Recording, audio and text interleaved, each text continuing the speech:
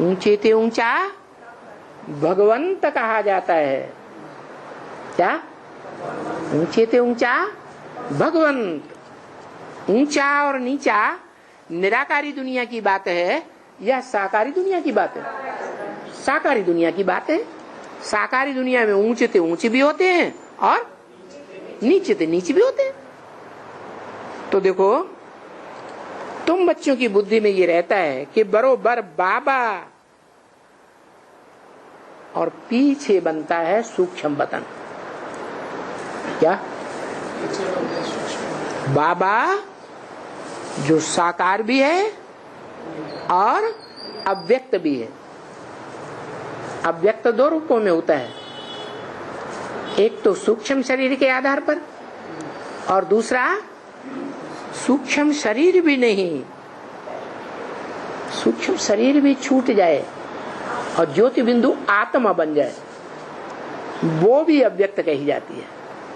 इन आंखों से देखने में नहीं आती है। तो सबसे पहले है बाबा और पीछे है सूक्ष्म वतन।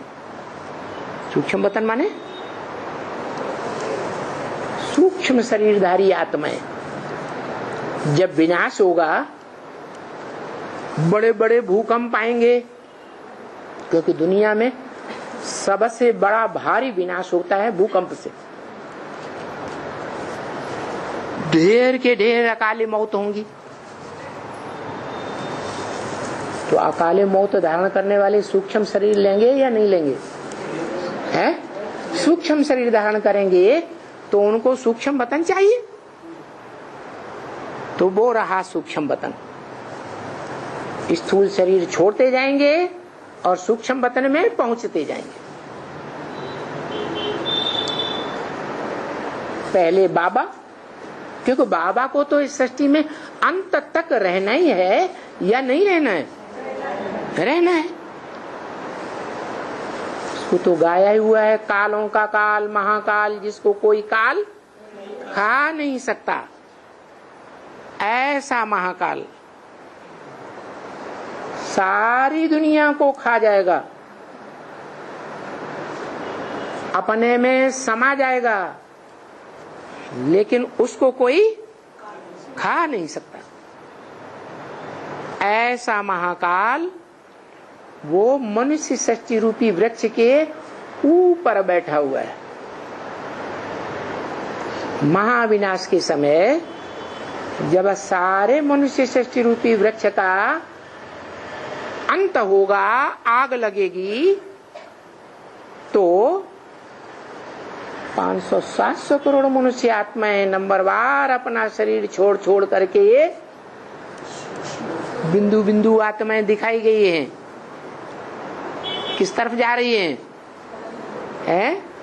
शंकर की ओर जा रही है, जो सूक्ष्म स्टेज में भी है, अव्यक्त स्टेज में भी है। स्थूल शरीर नहीं दिखाया गया है और साकार भी है। ऐसे नहीं है कि साकार शरीर नहीं है, साकार शरीर तो है, लेकिन साकार शरीर और साकार शरीर की इंद्रियों का भान नहीं है। इसलिए लिंग रूप में दिखाया जाता है। मंदिरों में शिवलिंग के जो भी मंदिर बने हुए हैं, किस रूप में दिखाया गया? लिंग रूप में।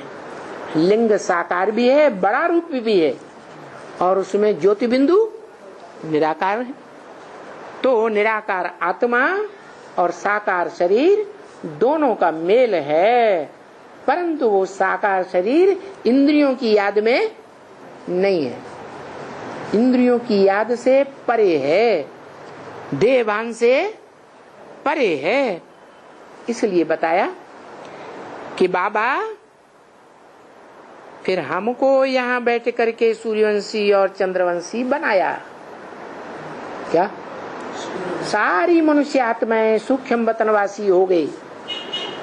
सूक्ष्म वतन से सूक्ष्म शरीर त्याग करके आत्मिक स्टेज धारण करेंगी, बिंदु बनेंगी, और बिंदु बनने के बाद मन मना भव, मेरे मन में समा जा। तो उस मन में ज्योति बिंदु है, उस ज्योति बिंदु में समा जाएंगे। नहीं तो क्या होता है, हर मनुष्य आत्मा के अंदर अलग अलग संकल्प हैं, एक ही संकल्प है, अलग अलग संकल्प, अलग अलग वाइब्रेशन है।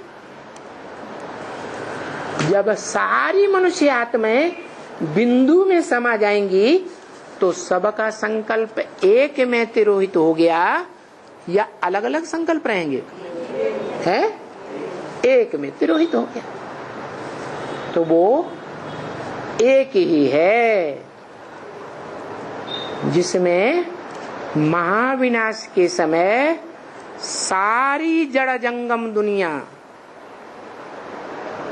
जड़ पृथ्वी जलवायु अग्नि जिनसे शरीर बनता है, और जंगम माना चैतन्य आत्माएं, पशु पक्षी प्राणी सबकी आत्माएं भी और 5 तत्वों का शरीर भी उस एक ज्योति बिंदु में समा जाएगा।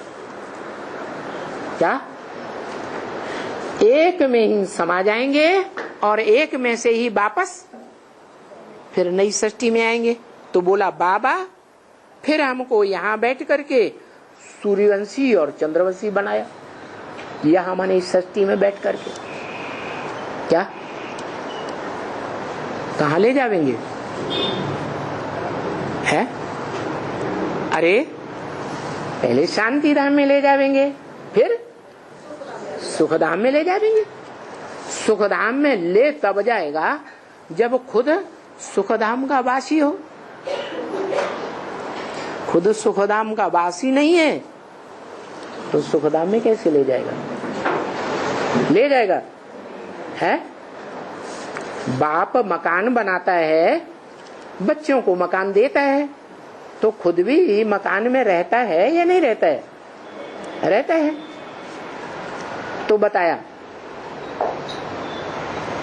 ये क्रम है कि बीज से ही सारा मनुष्य सृष्टि रूपी झाड़ निकलता है और अंत में उसी बीज में सारा मनुष्य सृष्टि रूपी झाड़ समा जाता है।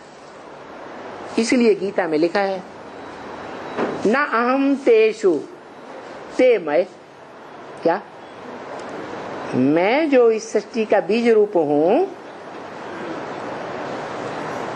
मैं उन जड़ों में, तनों में, टहनियों में, पत्तों में, फूलों में, फलों में समाया हुआ नहीं हूं, लेकिन वो सब मेरे बीज के अंदर समाये हुए हैं। ऐसे गीता में भी लिखा हुआ है। इससे साबित होता है कि एक ही बीज से सारा मनुष्य सृष्टि रूपी संसार निकलता है और एक ही बीज में समा जाता है। अच्छा, फिर ब्रह्मा के मुख से जो मुरली आई है भगवान की, उसमें तो लिखा है कि तुम सब आत्माएं परम धाम की रहने वाली हो। कहाँ की रहने वाली हो? परम धाम की रहने वाली हो। परम धाम से इस सृष्टि पर आती हो, टाइम टू टाइम जन्म लेती हो, मनुष्य का जन्म लेती हो। महाविनाश के टाइम सभी मनुष्य आत्माएं अपना शरीर छोड़ करके कहाँ जावेंगी? परम धाम वापस जावेंगी। तो ये बीच में मनुष्य सृष्टि के झाड़ के ऊपर ये जो बैठा हुआ है, ये क्यों दिखा दिया कि इसमें समा जा दिया? तो बोला है तुम बच्चे परम धाम को भी सृष्टि पर उतार लेंगे। क्या बोला? तुम बच्चे परम धाम को भी इस सृष्टि पर उतार लेंगे। इसका मतलब जो उतारने वाले बच्चे हैं उनमें अव्वल नंबर कोई बच्चा होगा या नहीं होगा?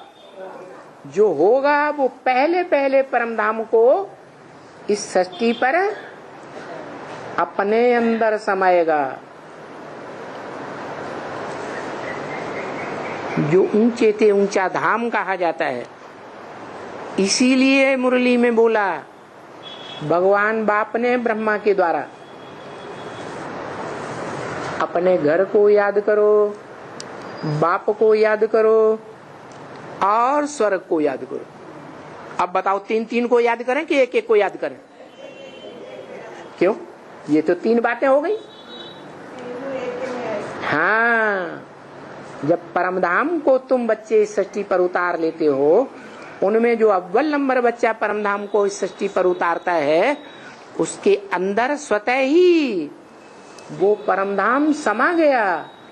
उस परमधाम में जहां से सारी मनुष्य आत्माएं निकलती हैं, जैसे वसुधैव कुटुंबकम कहा जाता है, सारी वसुधा हमारा कुटुंब परिवार है।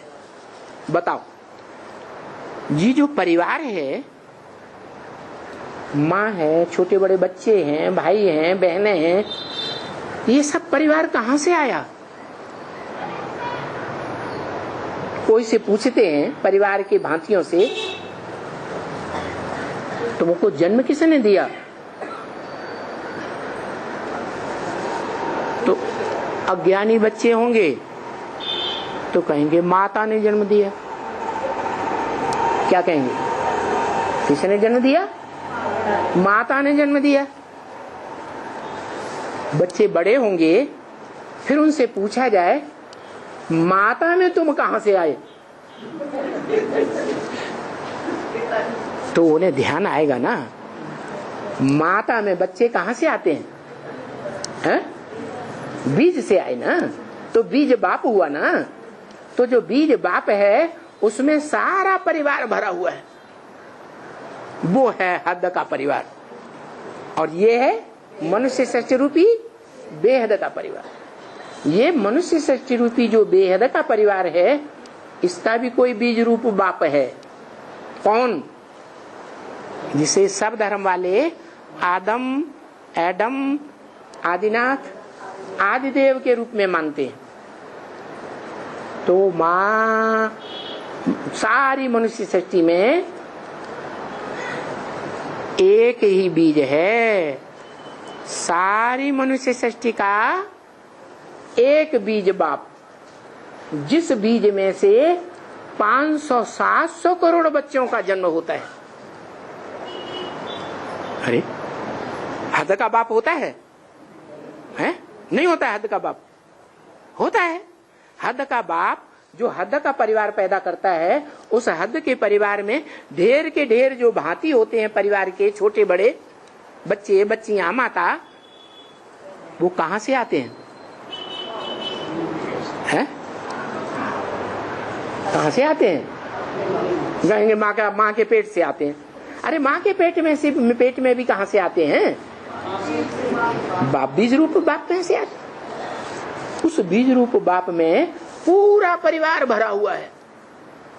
क्या? छोटे बड़े सब बच्चे बच्चियां उसी में भरे हुए हैं। उस बीज में से जैसे हद का परिवार आता है, वैसे ये वसुधैव कुटुंबकम रूपी बेहद का परिवार है। ये बेहद का परिवार भी एक ही बीज है, जिस बीज में सारी मनुष्य सृष्टि 500-700 करोड़ पत्तों की समा जाती है। उसी बीज से सारी मनुष्य सृष्टि बाहर आती है नंबरवार। कोई सतयुग में आके जन्म लेंगे, कोई त्रेता में जन्म लेंगे, कोई द्वापर में जन्म लेंगे, कोई कलयुग में जन्म लेंगे। अब कोई पूछे कि वो परम धाम कहां गया? कौन सा है? जिसे बताया सूरज चांद सितारों की दुनिया से पार। और गीता में भी लिखा हुआ है, न तद भाषयते सूर्य न शशांको न पावक है, यद गत्वा न निवर्तन्ते तद धाम परमम् मम। कौन सा परम नाम मेरा है? जहां न सूर्य का प्रकाश पहुंचता, न चंद्रमा का प्रकाश पहुंचता, न सितारों का प्रकाश पहुंचता, वो मेरा परम धाम है जहां का मैं रहने वाला हूं।